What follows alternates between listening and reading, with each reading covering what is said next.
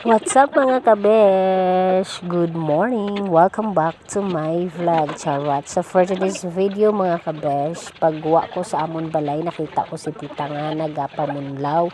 So dala-dala ko gali ang kape kag kalamay kay ginahagad ko sa mga pe. Pero siling niya karon lang sa gani kay nagapanglaba pa sa. So syempre nag-decide ko nga akon sa buligan pamunlaw kay natinguban gid sa mga lago.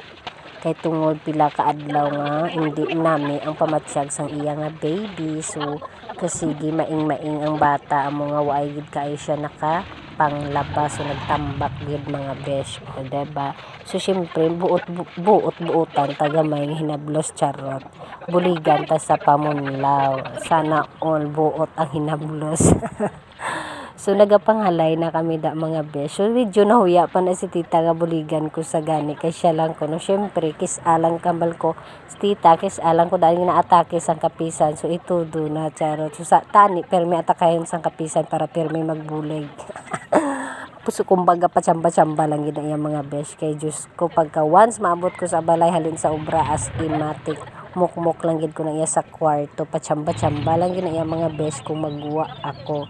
So harap palapit na kami da matapos panghalay, o diba? So dira ko na lang maning halay sa atubang namon kay way na bakante sa halayan ni tita tungod kadamo gid gani sa iya nga mga lalabhan.